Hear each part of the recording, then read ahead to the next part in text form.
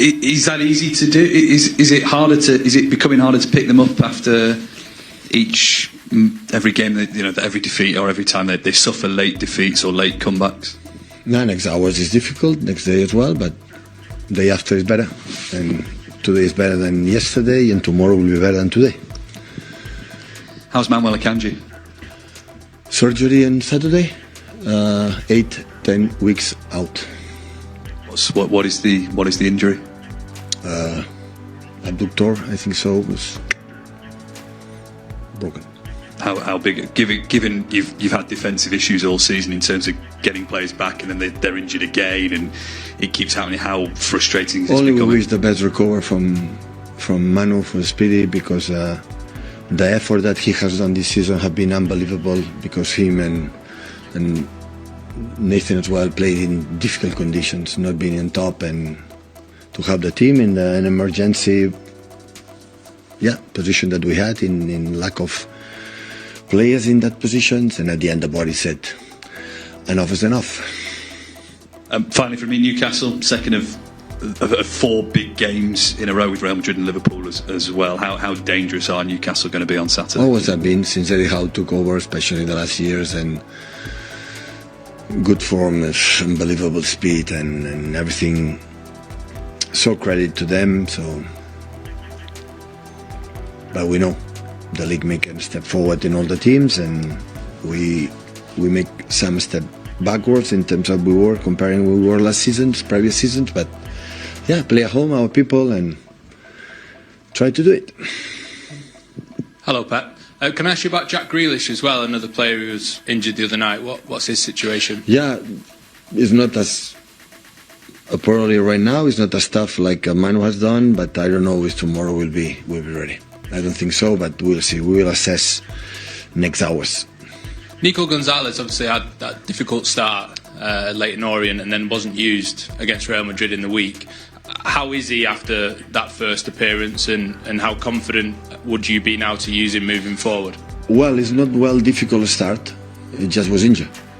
So difficult start is when you play bad. That was not the case for the 20 minutes he played. But of course it was a setback with he arrived with delusion, so I have a little pain, especially in Madrid. It still was not fully fit. It's day by day is getting better, and like I said before with Jack, we'll assess in few hours. A victory against Newcastle this weekend, how much of a difference would it make to everyone around the club, for the confidence of the team at the moment, for the belief going to Madrid as well? How much of a boost would it be to get a big result against of course, every time that we get a result, the mood is better in everyone, but at the same time prudent, because the season will be like have been, and you have to try to to get results more often. But of course, when you are in the position that results help us a lot for the next games. Thank you. Hi, Pep. Amongst the many Newcastle threats, can I just ask you to assess Bruno's season? He's their captain now, and he seems to have stepped up even further.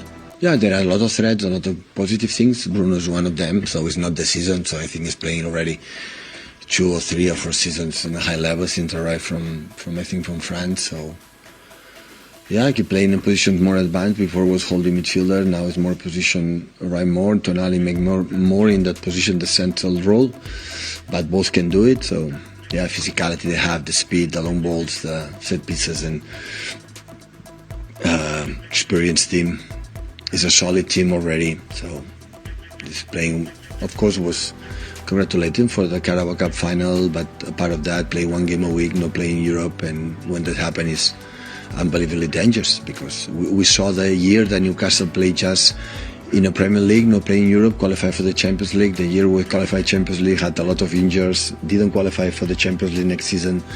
So we'll be a contender to top 4, top 5 until the end. And about your problems, you can correct me if I'm wrong, but this is the first time in your career you have so many problems at the same time. How much of your day do you spend thinking of solutions, and how much do they depend on you the most? I said already lately a little bit more. It's obvious when the situation got like I've done last seasons. Everyone knows, and the start 11 was more or less in certain parts of the season more clear. The season for the injuries and many problems we could not do it. And of course you think a lot. What can you help the team?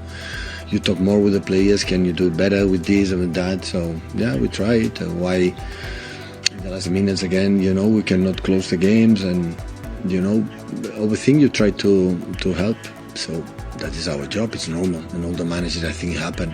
So it's not because of us or because of me. It's because it's normal. Is it more on the ball or without the ball? No, it's everything.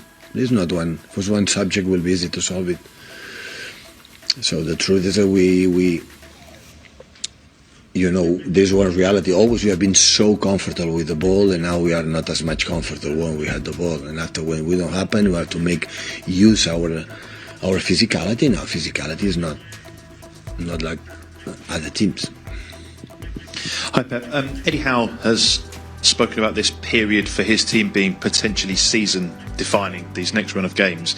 Is it a similar situation for you and your squad? Well, 14 games are still, so 42 points, so a lot of games still to play.